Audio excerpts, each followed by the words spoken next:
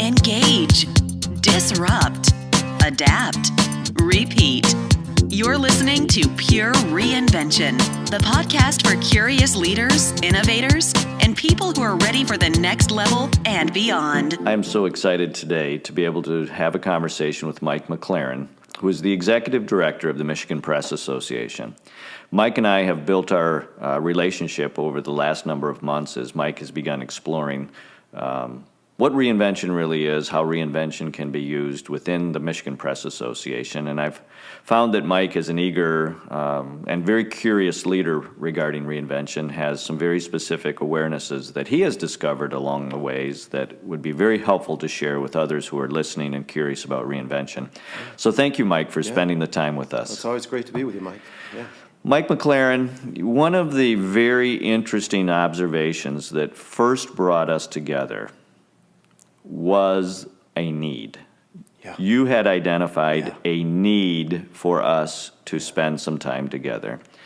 And over time, it's become very obvious that in the process of reinvention, there is generally some sort of a need for why we investigate reinvention. Sure. Yeah. Can you share with us how this need became so paramount to the Michigan Press Association and how it became a huge springboard for you as you start to move your organization in a new direction? Yeah, it's a good question, a tough one to answer. Let me try. It actually came in from several different sources, I think. First of all, most anybody that's in a leadership position is looking at certain dashboards or a dashboard. And the biggest one is the financial statements, what's going on there. And I saw some trends revenue-wise that were not trending in the right way. And as I read and thought and talked with my associates about what's going on in their world, most every state has something similar to the Michigan Press Association. Some of them were seeing similar manifestations. And so when I was looking at our traditional revenue streams, I saw some problems. And I knew that the stuff that I was doing for the last few years that sort of worked wasn't going to keep working. We were going to run out of ammunition to fight the problem, as it were. And so there's that silo. Then the other thing is simply watching what goes on when people are consuming media, how they're getting information, talking with my daughters about how they find out about what's going on in planet Earth, and seeing some very significant trends being validated. People don't always open up a newspaper every day and get their information from that and have that guide them in the decisions that they want to make, et cetera, et cetera, et cetera. People are consuming media in new and different ways, and it's really, really cool, but it's also really, really scary for my 300-member newspapers across the state that have traditionally gathered and packaged the information and distributed it to their audiences, usually in a geographic construct, to keep them informed and to build a community. With all that changing, I saw some significant needs for us to really take a leap of faith, jump outside of our comfort zone, and go in a new and different direction. But I needed help in doing that because, and I say this to a lot of people, the biggest problem with our industry, the newspaper industry, is that we've had 400 years of success. And it's really tough to try and do something different when something's worked for 400 years. You bring such an important point, which is in many cases those who are interested or flirting with reinvention have a very strong pattern of past success. Yeah. Oh, yeah. And it somehow seems unusual that if we've had such a strong pattern of success, that we all of a sudden are now saying what worked before for some reason isn't working, isn't or might not work going forward. Yeah. And yet, I think what I heard you say is the changing trends in the demographics of the consumer, your members and the people who are consuming your products, were changing significantly enough or consuming in a different way that was actually being disruptive to what you were measuring, whether it was on your P&L, whether it was on the number of members you were signing up, whatever your measurements were. You somehow noticed a disruption that caused you to recognize, perhaps even the first one to recognize, that maybe the trends that we had going on before were not working. Yeah. So when we have that disruption, or when you had that disruption, what did you do? Well, I had the good fortune of being involved in first of all, maybe 10 years ago, I did something disruptive already and got my members to embrace something that was a new way of delivering a traditional revenue stream. To make a long story short, we call it MP3, and we had certain carrots and sticks in there to change their behaviors to do more You were already introducing some disruption or some changes. Yeah, but it was more focusing on giving them new and different carrots to modify their behavior in a constructive, positive way. That helped us. But those trend lines continued. And so I guess I'd already maybe perhaps built a brand to some degree with my boards and being somewhat of a disruptive, innovative thinker, leader, whatever you want to call it. People may take issue with that, but that's I think how it happened. But then maybe let's say 2 years ago, I continued to see these trend lines that we referred to earlier, and I saw this is not going to work. I'm running out of ammunition. It's been successful, but it's not been successful enough. And I had the good fortune of taking part in something with some other association executives, where this gentleman talked about. It was under the banner of Make Your Mark, How to Be a More Effective Leader, and he planted some seeds in my head that said, we really need to hit the gas here and reinvent ourselves even more so, because that's what my members need, even though they don't think they need it, some of them. Right, Yeah. right, and you bring up a really important point in the relationship between a board of directors. So let's go back even to the membership. Who elects a board of directors, Right. or somehow we have this board of directors, kind of elected and is our customer base, our member base. Yeah. And their body of knowledge versus the body of knowledge that the executive or the executive team has within the business that works with it on a daily basis. And depending on how often the board visits the business, whether it's monthly or quarterly or so dependent on its frequency, the board of directors may or may not be in a great position to know intimately the information necessary to have a solution. Yeah, completely different worlds. Can you kind of spend some time on how you are beginning to shift that momentum from a board-directed decision-making model to a more balanced decision-making model where the executive is leading and creating the understanding for the board to then understand and support? That's a good question, because you nailed what is, I think, my biggest struggle in all of this. I'm having to redefine my relationship with the board, and from being a collaborator and consensus builder to still needing to have that, but really step out in front and be in the lead, because people want to be led, particularly when they don't know the answer to something. They're looking for leadership. And it's a delicate, but has to be deliberate process towards communicating certain types of information in a very thoughtful way. And I struggle with that. And the bottom line is I've got boards that there's 3 boards that are involved at MPA World Headquarters, as we call it. 2 of them meet 4 times a year. One of them only meets twice a year.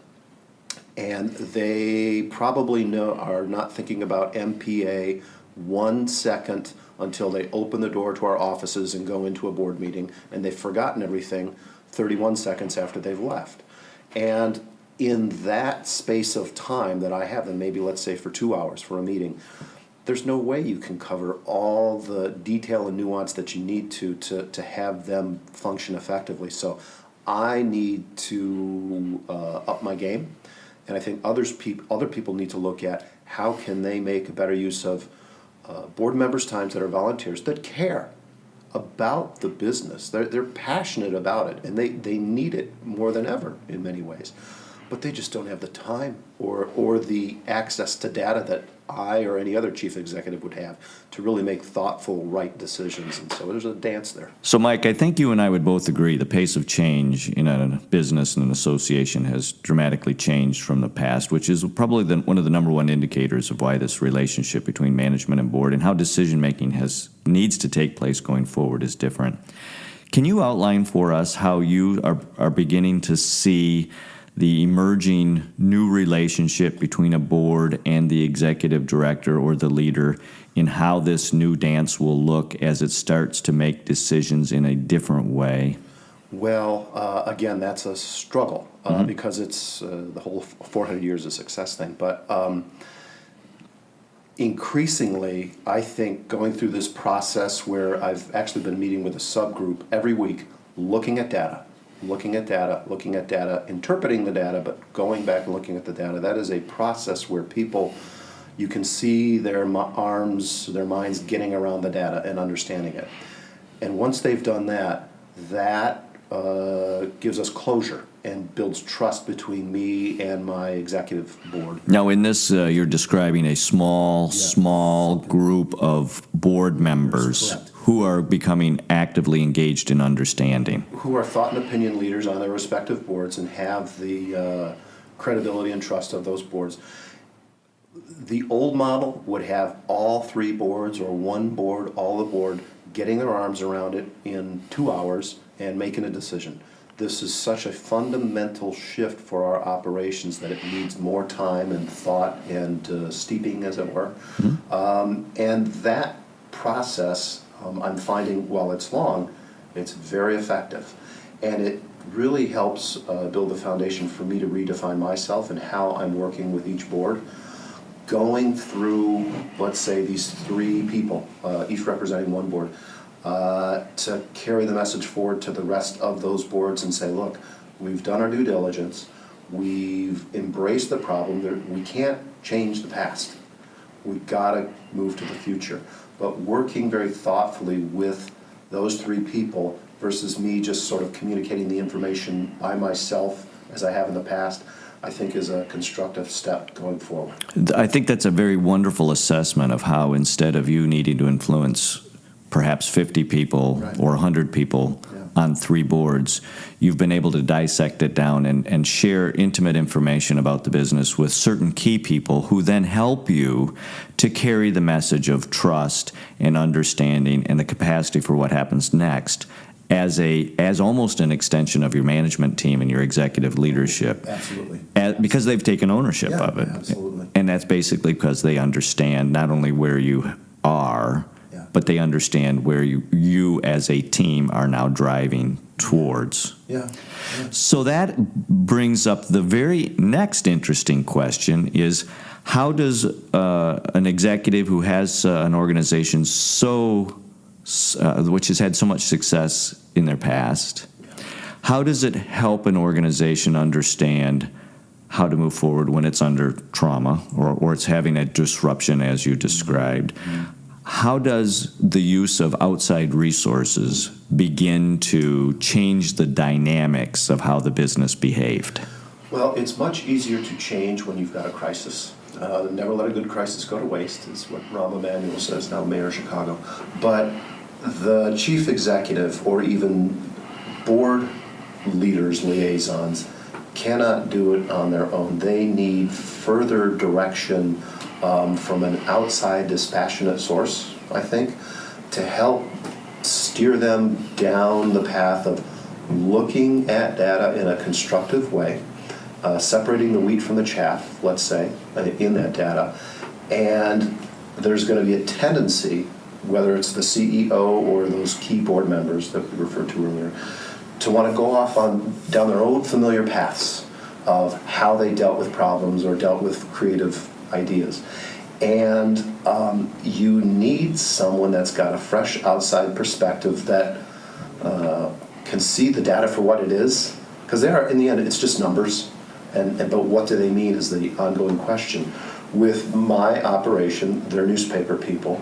They knew certain things worked certain ways. You push this button, that will be the outcome. And now taking that data and perhaps looking at it through a different set of lenses to see opportunities that are out there versus problems that were there before. You can't do that on your own. You need someone to help you along the way and give you confidence. And I found that's something that I've really benefited from in this process. Someone that gives me confidence to say, it's okay, you're uncomfortable here. You should be uncomfortable. How are we going to channel that energy or tension into a constructive way? Sure. So the changing dynamics that you described at the board level, where you start to change how you interact with the board and how you start to engage some key specific leaders going towards the board, is also the very same characteristics you're talking about as you engage and change the dynamics of how the executive starts to bring in information and build their own team going outside of the company versus the role going inside. Mm-hmm. And so the changing dynamics becomes the opportunity to then have a different outcome. It's clear, as you've described it to me, that changing dynamics both internally and externally created the opportunity to look at the business in a different way. Yeah. Oh, absolutely. Changing dynamics.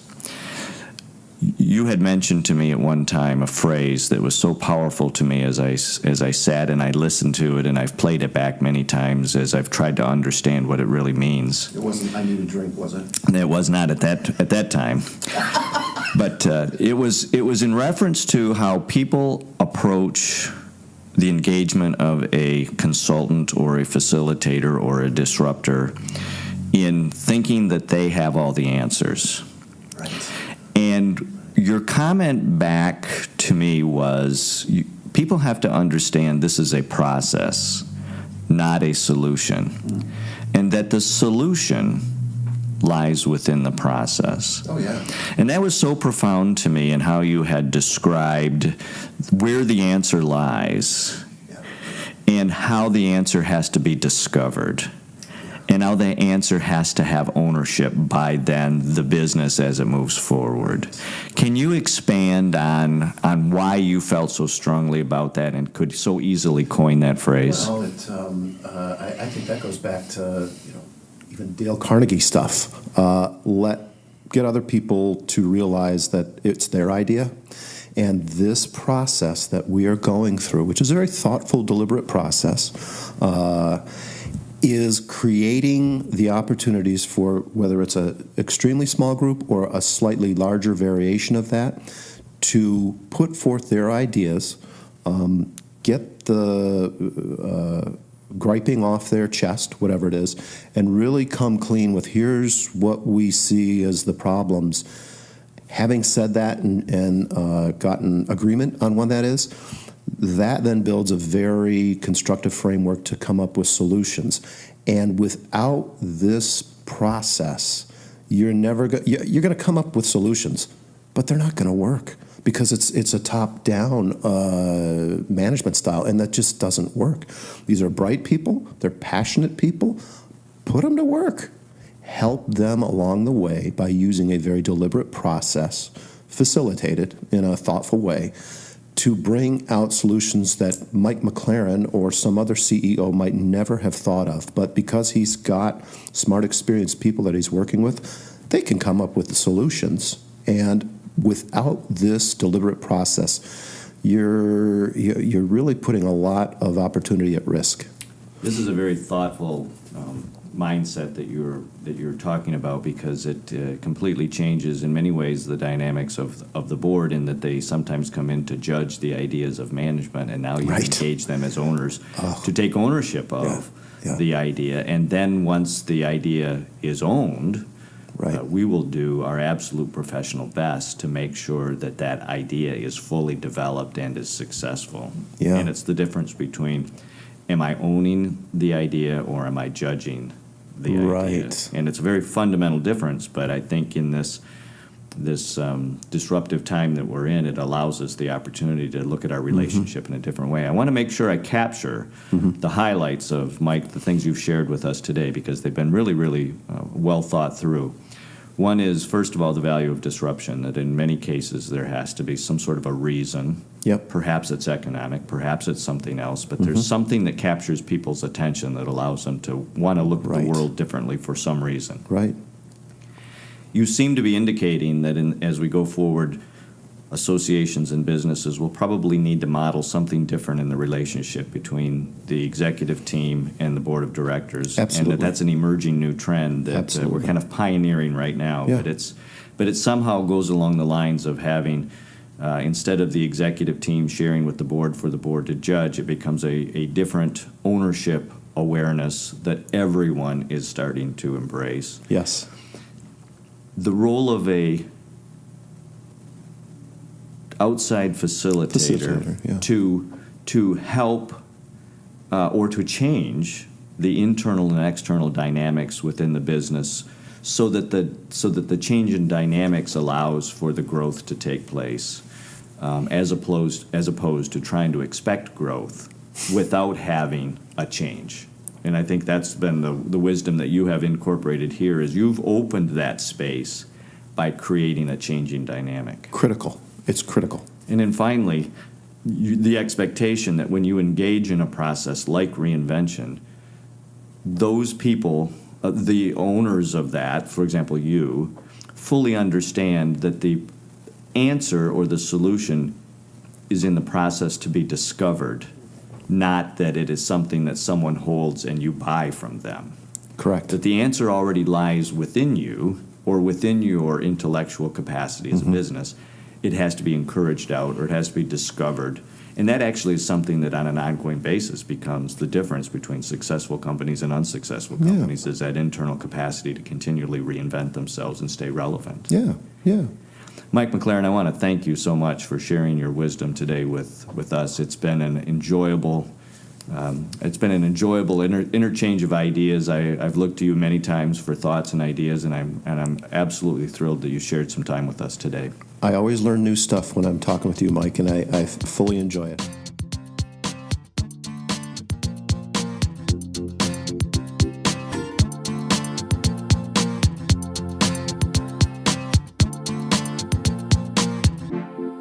Thanks for listening to this episode of Pure Reinvention.